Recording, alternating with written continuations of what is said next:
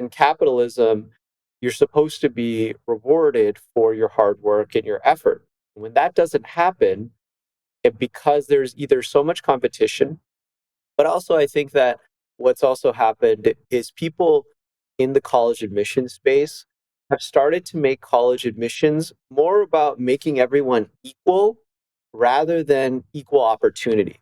So I really believe in equal opportunity. Everyone should have the opportunity to work hard and be rewarded for their efforts, whether that's college admissions or whether that's being an entrepreneur.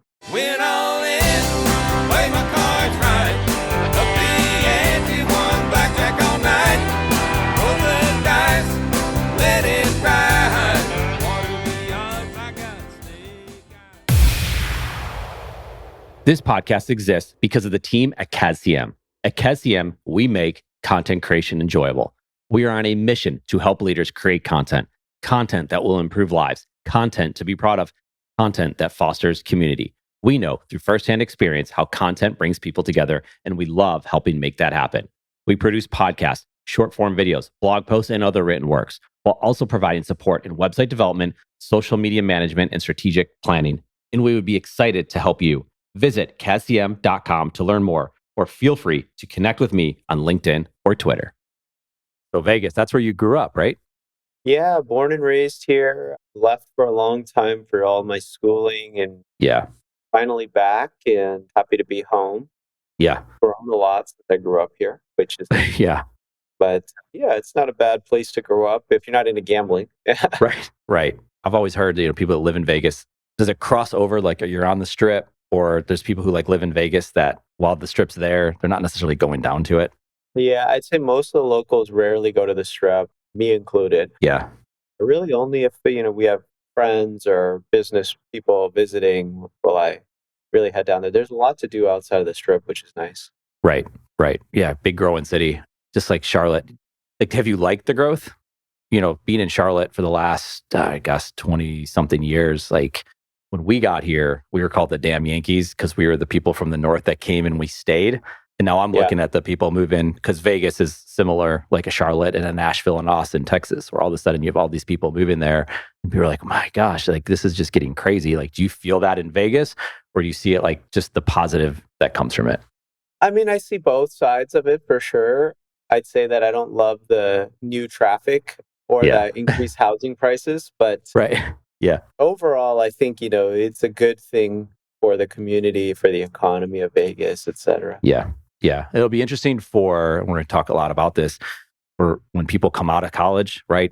Post-grads, and for the next 10 years, it's become very difficult to buy a house, to rent an apartment in cities like Charlotte and Vegas, because it's like, hey, I want to rent a 1 or 2 bedroom apartment and it might cost $1,500, $2,000, or they're making a salary that really doesn't justify that. It makes it very complicated, and that's tough on the economy, or they can't buy a house and get started on that process, right? And build some wealth and things like that, which makes it tough for the younger generation, especially when they're coming out of college. And if they don't have scholarships, if they only have some, they possibly owe a lot of money for their student loans. Yeah, it's a bad place to start. And that's what I'm most passionate about, is to help students reduce their cost of college or even eliminate it. Yeah. Because I just think it's unsustainable the way that college tuition is inflating, for students to be saddled with that much debt for the rest of their lives. In a lot of cases, it's hard to get financially free after that. Yeah. So with that, there's a big conversation. I have kids, and one in college. I actually was just talking with this. So I was a couple minutes late. And then I have 2 more, and one's, going through the process of the SATs and the ACCs and all that. I've visited schools over the last few years, and I've seen the tuition, right? I've seen this mental health crisis that we're all dealing with right now. I was just on campus at Duke University. Mm-hmm. And we had a great experience visiting. It was interesting because multiple students were talking about the mental health support, right, that they're given at school. And that's great. On the other side of it, I want to find out, do the universities realize that they are, and I haven't done a study on this, right? But the process of getting into college has to be one of the most stressful things that these kids go through. And I don't know if it's not even the students that have created the stress and the mental health that comes with it. It's just the thing that they've been put into. This is the next step. If you want to go to Duke or Yale or Brown or Vanderbilt or USC or whatever, it's very difficult to get into these schools. So they show up on these campuses And the mental health, in many regards, has already been, I don't know what, brought down, right? Because of the competition and the comparison. And I got into this school and I didn't get into that school and all these kind of things. And, SATs and ACTs play a part of that because it's a very stressful situation. There's so many things we can unpack with all that.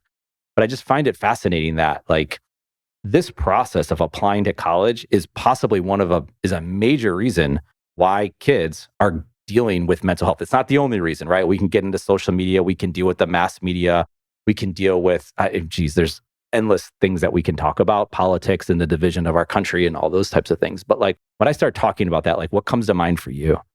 Yeah, I think that if we want to talk about mental health, I would probably try to take the approach of it's multifactorial for sure, which is what you mentioned. I think the general media and what's going on in the news doesn't help anyone to, constantly be bombarded with that. Right. I'd say social media for young people is probably the biggest driver. Yeah. Just because seeing the comparisons of people living these amazing lives all the time, plus the inability to communicate in person with folks, the loneliness that it's caused, that, you would think we're more connected, but we're actually, I would argue, less deeply connected in a way. Right. It's hard for a young person these days to have a deep conversation because they're so used to these superficial connections on social media. But to your point, I'd say that one of the biggest issues that I have with college admissions and test prep right now that's contributing to this is what you said, is that it's become so competitive that it's almost impossible. So let's take a step back and think about when you and I were in school, right? You could basically get good grades, get a decent test score, and you do some extracurriculars, and you'd probably get into a good university, and you would be rewarded for that effort. And that's really the core problem that I see with universities now, is if in college admissions in general, because what's happened is, especially with this test optional movement, these colleges and universities are getting 100,000 plus applications. So when you have 100,000 applications for 2,000 spots, I mean, the acceptance rates turn into 4, 5, 6% in a lot of cases. So what ends up happening is really bright students that worked really hard, they are not actually rewarded for their effort. And when you're not rewarded for your effort, it can have a significant negative impact on your mental health. So I think this is what you were kind of getting at, which is the core problem of college admissions and test preparation is actually a core problem of what I think stems larger to, like, you could talk about an American problem, right? Because in capitalism, you're supposed to be rewarded for your hard work and your effort. And when that doesn't happen, because there's either so much competition, but also I think that what's also happened is people in the college admission space have started to make college admissions more about making everyone equal rather than equal opportunity. So I really believe in equal opportunity. Everyone should have the opportunity to work hard and be rewarded for their efforts, whether that's college admissions or whether that's being an entrepreneur, right? That's American. Yeah. But when you start to make everyone equal, which is, it doesn't matter what test score you got, it doesn't matter how hard you worked, you're just the same as any other student. We're going to reject you the same. We're going to accept you the same. Then you go down a slippery slope of like almost socialism, right? Where it's like, is it about equal opportunity or is it about making everyone equal? So I really take the position of this test optional thing has really damaged students because it's increased competition, as we've said, and it's made everyone equal, not equal opportunity, which is why universities are bringing back the tests. If you saw past month, Yale, Brown, Dartmouth, University of Texas at Austin, they all brought back the tests. Yep. And I think they're seeing this, and they are seeing it because they're releasing research and data that's showing that tests are a better indicator of future success, that they're more predictive than GPAs. Eric, you have kids, right? So if you look at not just your kids, but if you look at all high school kids, GPAs these days, there's so much grade inflation. It's crazy. Like everyone has a 4.0, 47% of all high school students graduate with a A average. When you and I went to school, A was exceptional. Now A is average. So how can you tell one student from another student if they've all got A's and they've all got 4.0s? Right. And a lot of them have 5.0s because there's so much Grade inflation. It's crazy. The So, APs. Yeah. sorry, I went on a bit of a rant No, I there, love it. but No, hopefully, please. hopefully it answered your question. It did. It did. Well, I mean, it answered the question and it raises so many more. Why is A average, right? Is it the participation trophy syndrome, right? That we're dealing with that, like, hey, you're here, you showed up, and I don't want to upset you because if I give you a B, your parents might call, or I don't know. And, like you said, from how do you compare a student in Las Vegas to a student in Charlotte when they have different teachers, different school? How do you even compare a student from Charlotte to the school that's the closest, that's 1.5 miles away? Yeah. It might be the same class, but it's different teachers and different dynamics. Yeah, different dynamics, different grading system. And that's why standardized tests were invented. And, it Yeah. worked for 100 years. And then all of a sudden there was a movement to remove, and I get it, pandemic, you couldn't take tests in the same classroom and you had to be Right. spacing. But that's all done with now. I mean, there's no social distancing that's preventing students from taking tests. Right. So just like in the game of life, you need to work hard and do well. And as an entrepreneur, there's winners and there's losers. That's really what standardized test. And you could say, well, I'm not a good standardized tester, but you got to sit in a library, get some books, work hard, and no one wants to do that, right? And so, Right. to answer your question, why is everyone getting A's? And I think personally, who gives out the grades? It's the teachers. And over the past 20 years, there's been massive grade inflation. You could argue about why, but my personal opinion is it is the participation trophy thing, which is I don't want to hurt this student or I don't want the parents. There's a lot of parent pressure for teachers. And I don't think it's doing anyone any favors. That's the problem. Like you can graduate with an A, but if you didn't actually earn it and you didn't have to take any tests, I mean, are you prepared for the real world of life No, where you're not just not at going to all. be given $100,000 salary and you're not just going to win in business without going through some challenges, without working hard, without taking quote unquote the tests of life, right? Right. Yeah. The resilience, right? The NVIDIA CEO comes out and that clip's gone viral and he's talking, right? I think he was talking to students Yeah, at I saw Stanford it. and talking about how I wish for you, pain and suffering, and you have to have resilience. Because I've seen it, right? We've seen people sitting in this office and you hear the stories of like the work you just did wasn't good enough. And that might have been the first time that individual's ever heard it. The floodgates open, people get upset, parents get called, and like, this is the real, like you said, this is the real world. This is work, right? Like, and that's okay if something's not right. Like, there's stories, and we can look back on history. And I can't think of like my business partner talks about this all the time. There was a speaker, and he wanted someone to write his speech, and he had to write it 7 times. And every time he wrote it, he thought he created the masterpiece until it wasn't. He's like, this is terrible. This is not good enough. And on and on and on it went. But that person who was writing the speech had to have, right, some resilience to keep showing back up. I always joke because it's like AI, if we want to have a conversation and let's say, write a piece together with AI, with ChatGPT, there is no emotion in that. Now we're dealing with this emotion from this individual that's never been told no before, that's never been told this is not good enough.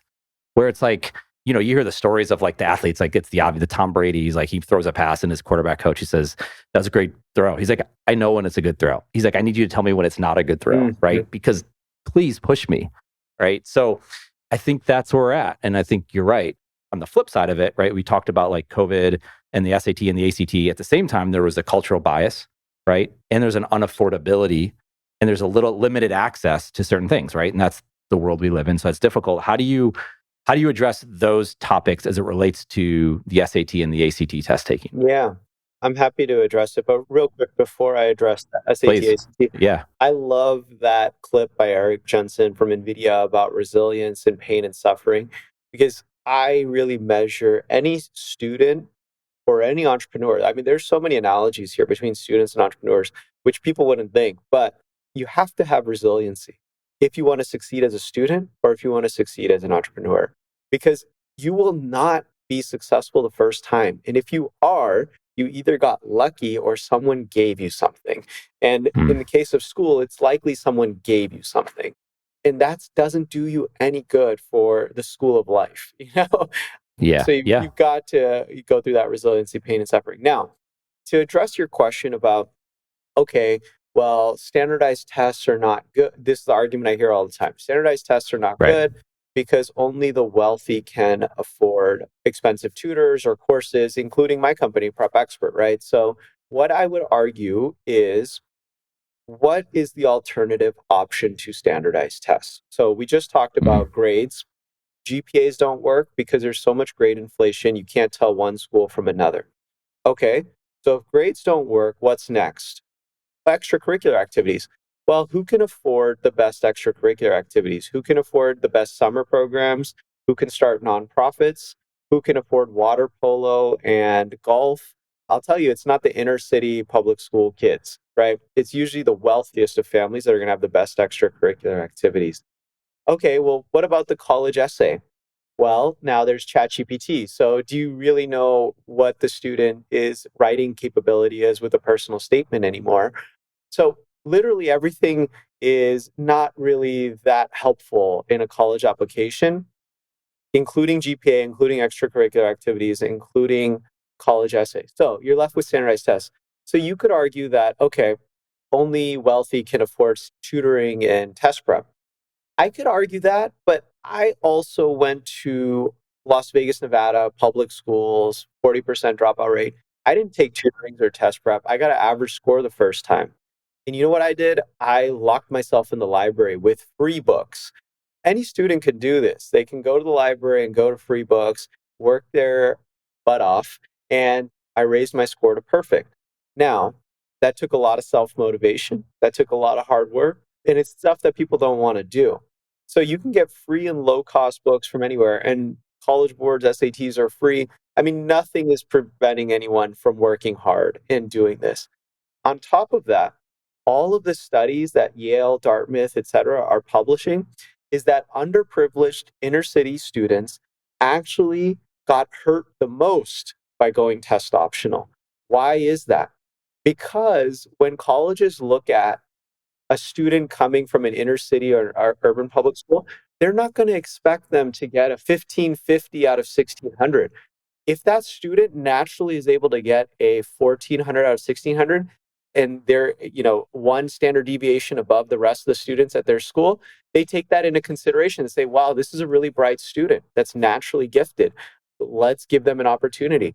And they actually showed that many students in the inner cities and urban schools did not, and underprivileged, low income, did not submit test scores during this whole test optional thing.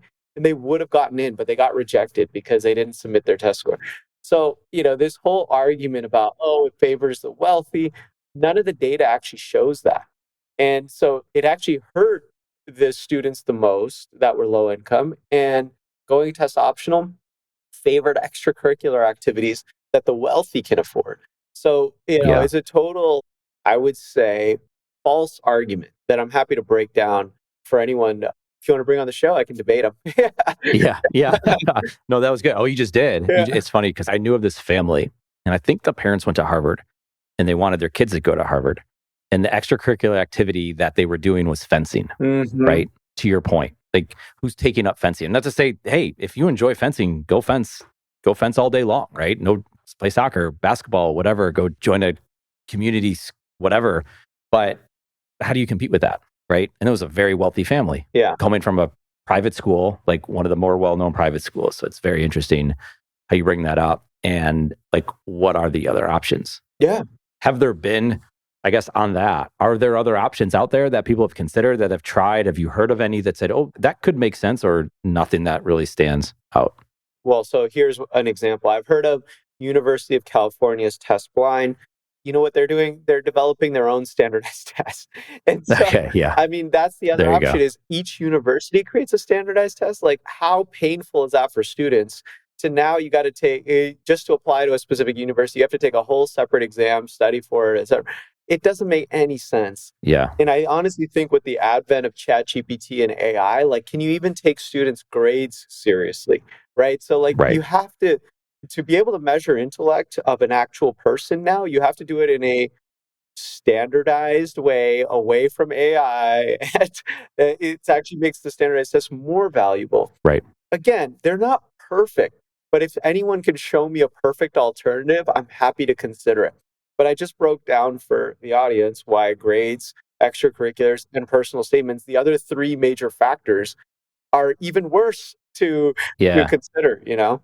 Yeah. Well, it's funny because you think of self-driving vehicles. If a self-driving vehicle gets in an accident, people freak out like, well, this will never work. It's like, hold on a second. When did we expect this thing to be perfect, right? When people drive, I mean, I drive all the time. I'm surrounded by drivers that, and I see them, like they're looking at their phone. They're not paying attention. They're not good drivers. So I think you make a really good point to say, this is not a perfect system, but where is anything perfect, right? That doesn't exist. So you take the most with what you have. And what was it? I mean, I got a few questions and I want to get to this one though, because you brought it up. Like you locked yourself in a room, you studied, you learned for free, you figured it out, you got a perfect test score. Obviously you have something in there that's like allows you to get to that point. But then like, what is that intrinsic motivation that you think you had? Like was it family? Was it where your family was from? Like there's so many different factors and variables. But like, what would you identify? Because that is the thing. People don't want to put in the work. Yeah. But why did you put in that work? Absolutely. So I have a whole chapter in my book, Prep Expert Digital SAT Playbook. Did you have a chance to take a look at it? I haven't received it yet. You said it I was thought we had coming. sent. Yeah. Okay, we'll send that over. But anyway, I have a whole chapter on this specific topic that's called Harness Self-Motivation.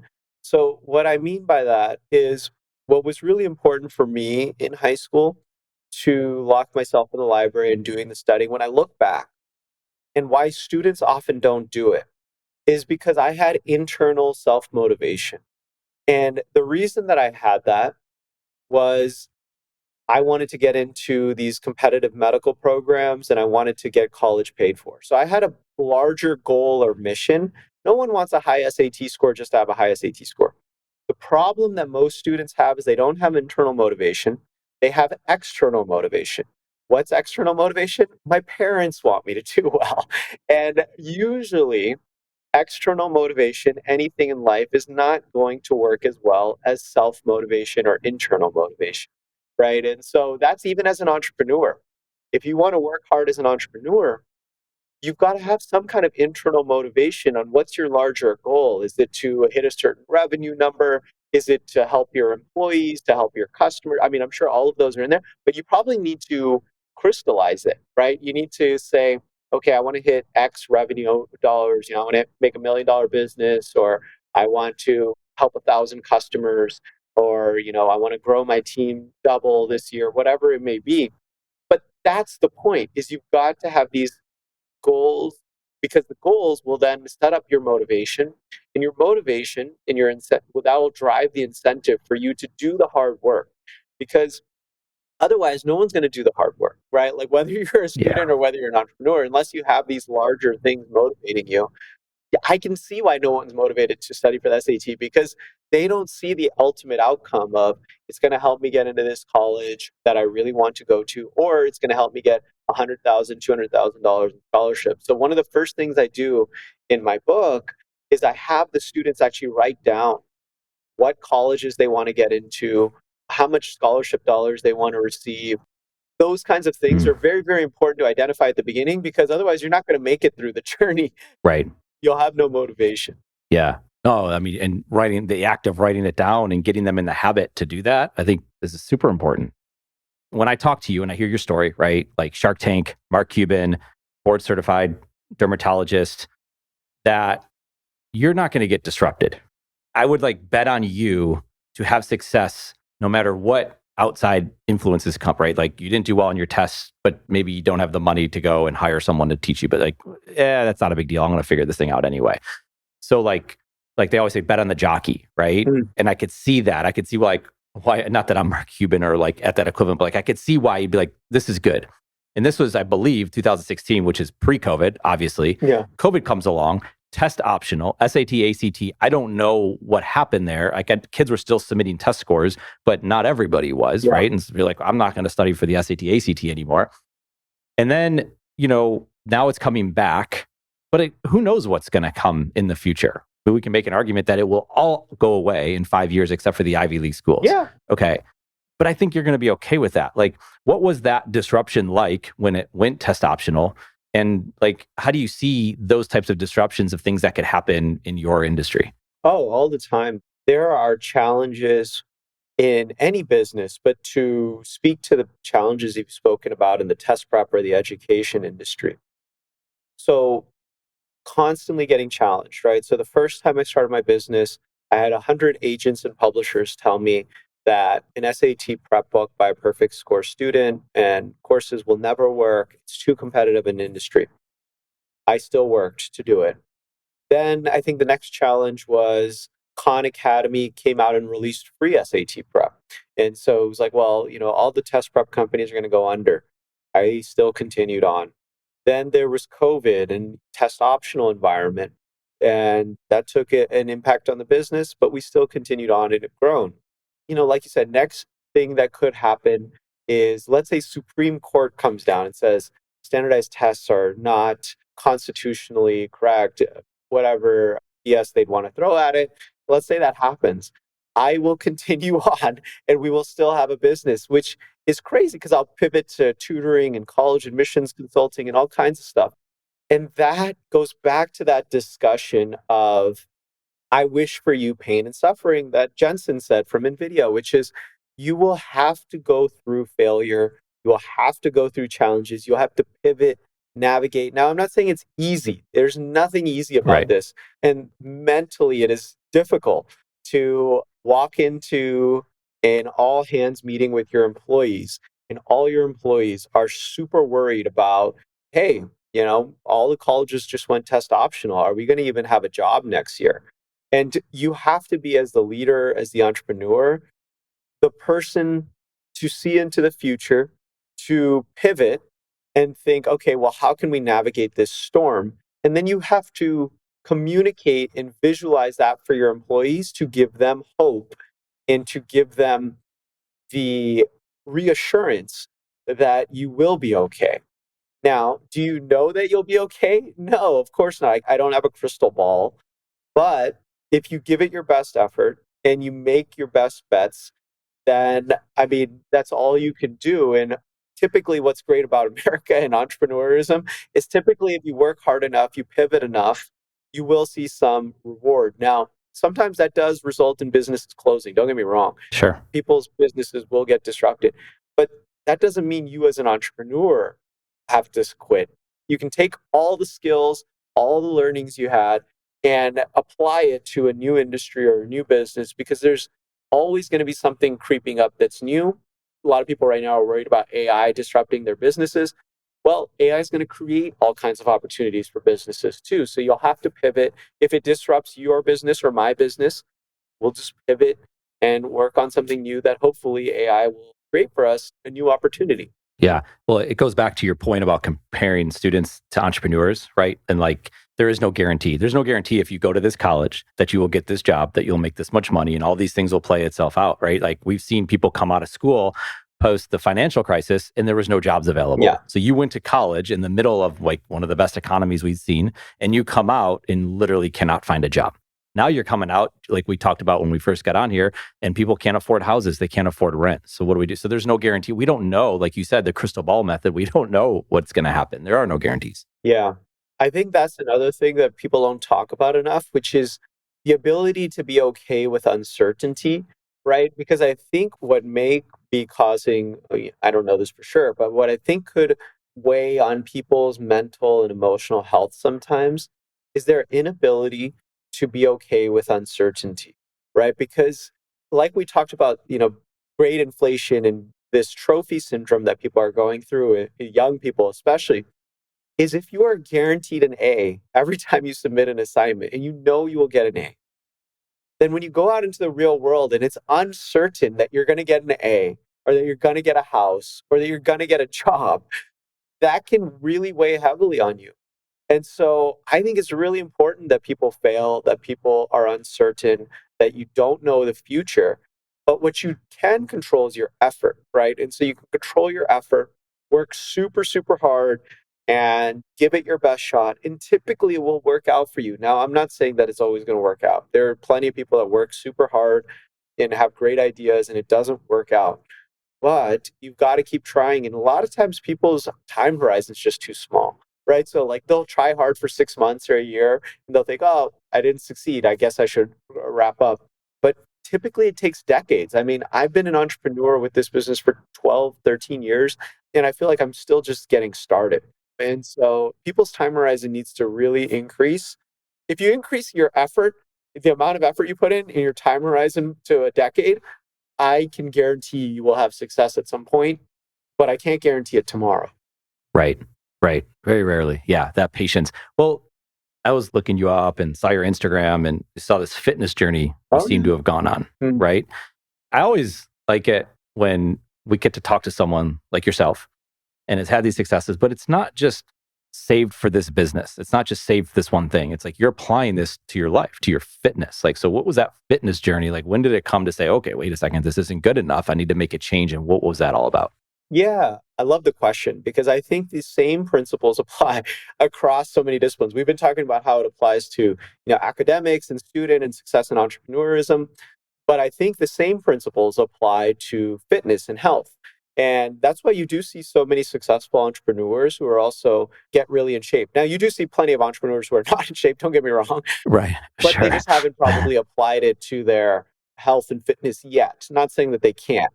And what do I mean by that? So, what do you need to be successful in fitness? And just FYI for everyone, I lost about 50 to 60 pounds last year, got into great shape. First time I could see my abs, and it was fantastic. Yeah. Before that, I was kind of skinny fat, just to paint a picture for those who are listening. Not a great look. So, how did that happen though?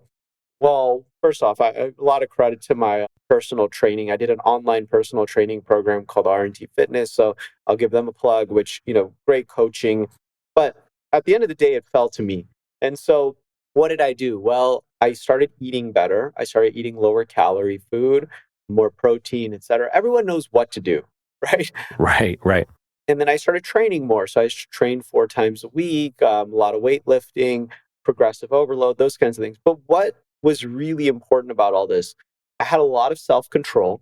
So self control in terms of what I ate, what I drank, etc. I had a goal, right? My goal was to see abs and get in the best shape of my life.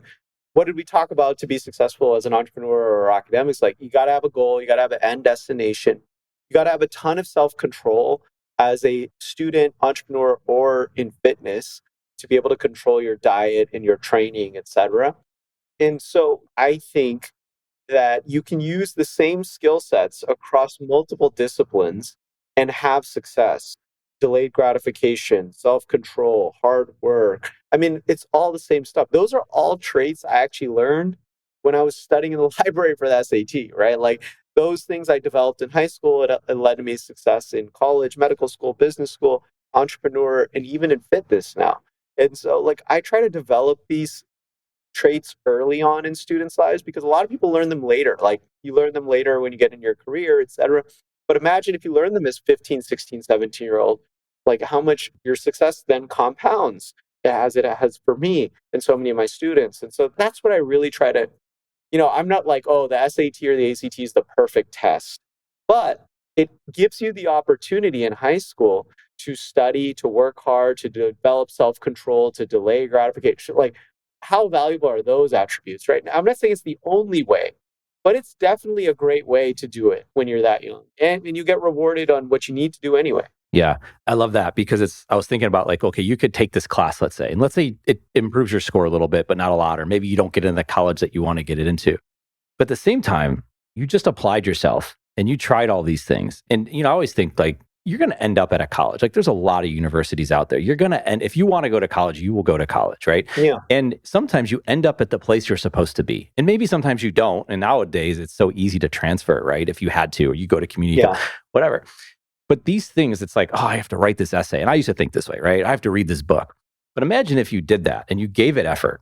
Like, even if you didn't like it, even if you didn't love the process, like you just wrote, let's say 3,000 words, like it's like a little step on the way to becoming perhaps a better writer that's going to help you down the road. And just accumulating all these things. So just because it doesn't work out, like let's say you work out and it doesn't get you to the ultimate, but you still went through the process. You still committed yourself. And I think that's huge. That there's resilience in that as well. Like, maybe it doesn't work out. Yeah. Okay. Then what? What are you going to do about it? I've tried plenty of fitness and diet plans where it didn't work out. Like, Right. you don't always get the result right away, but I kept trying, right? And eventually Right. found something that works for me.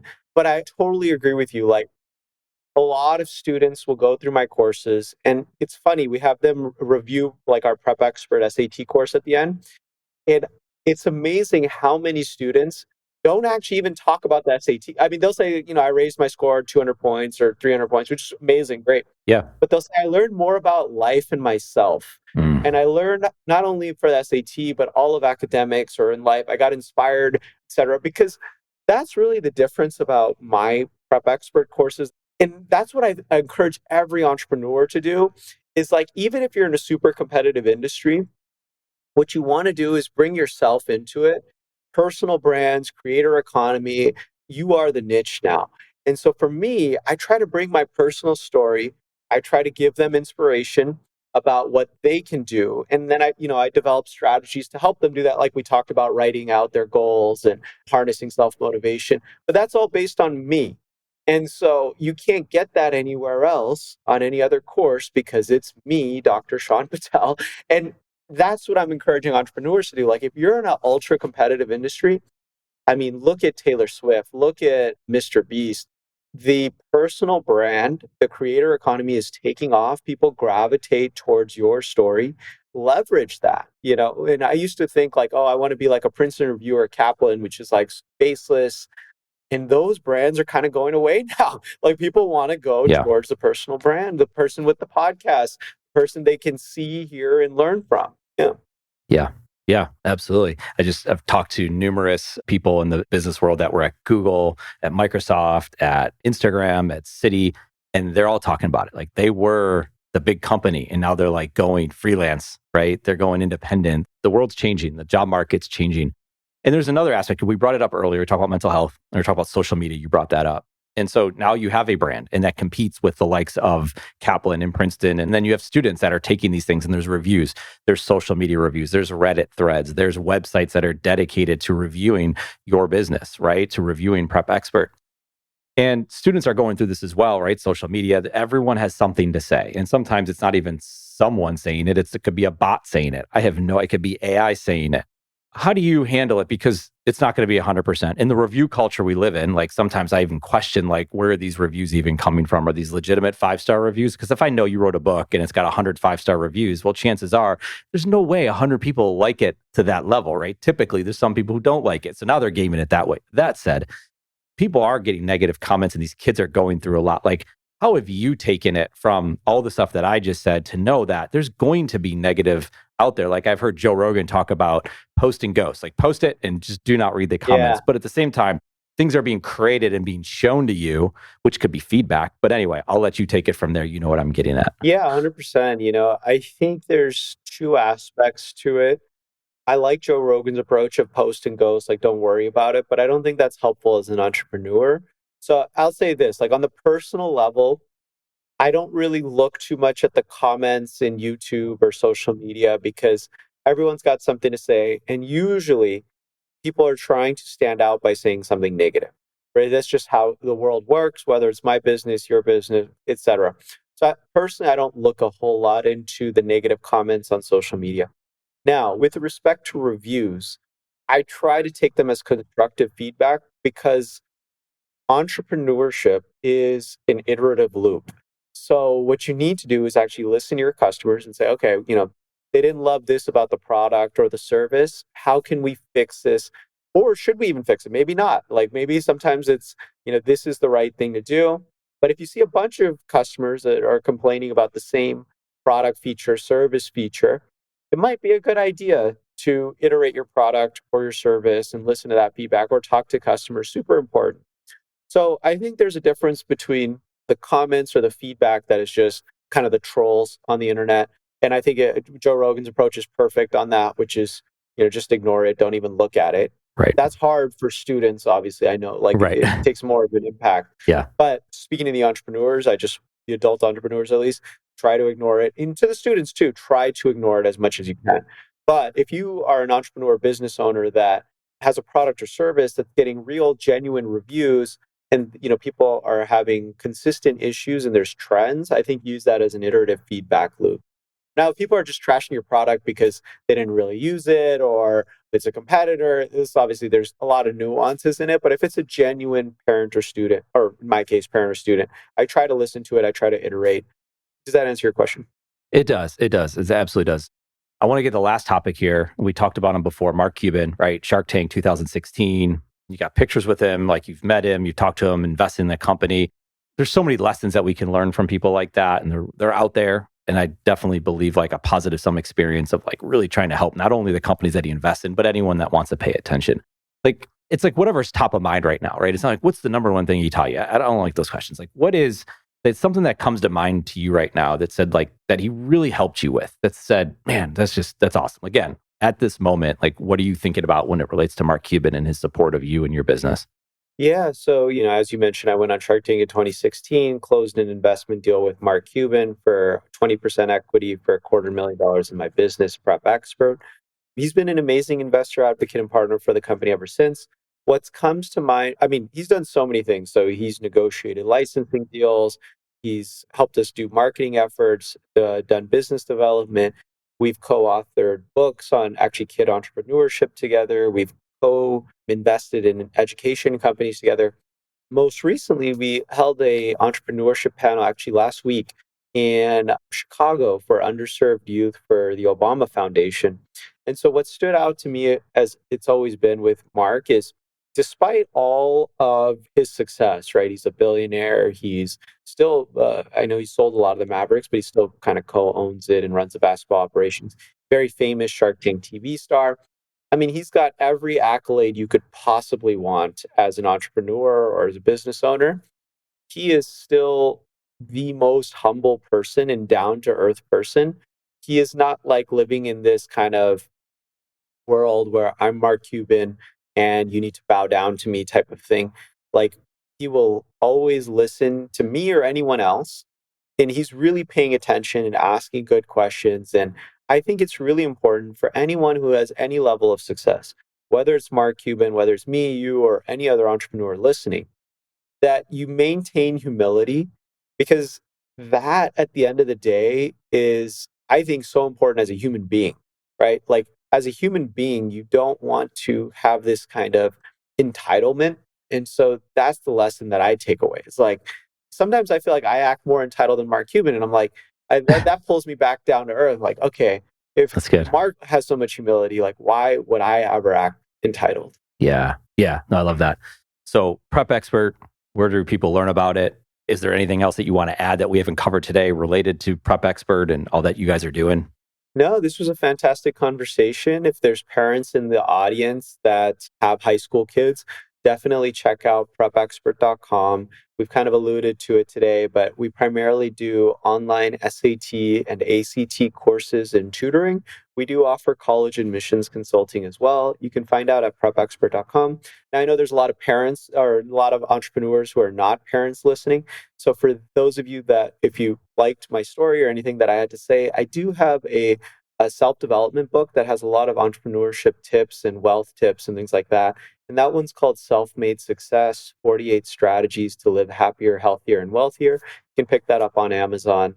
That might be more relevant to most of the audience, but for parents, prepexpert.com. Yeah. Well, as it turns out, a lot of entrepreneurs have kids and they're going through this. I talk to them every day. Yeah. And whether it's wild because you look around, you're like, oh my God, I can't believe she's going to college next year, right? Or all these things that these kids grow up really fast. And it's an amazing time. And I think there's more to it that what you bring to the table than the studying for the SAT and the ACT and getting a good score. And we talked about at the beginning, there's a mental health component. There's a resilience component to it.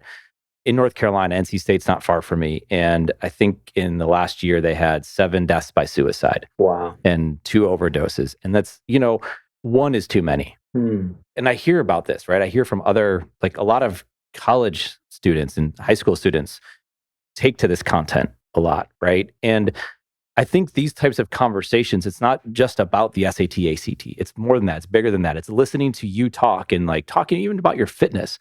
And I think that is a way of hitting somebody. And when they're willing and ready to receive it, to make some changes. And maybe it has nothing to do with their scores. Maybe it just has to do with them as an individual. And that's more important than anything else. And at the same time, absolutely, you can increase your scores in the SAT and ACT and help you get into college and be in this competitive environment.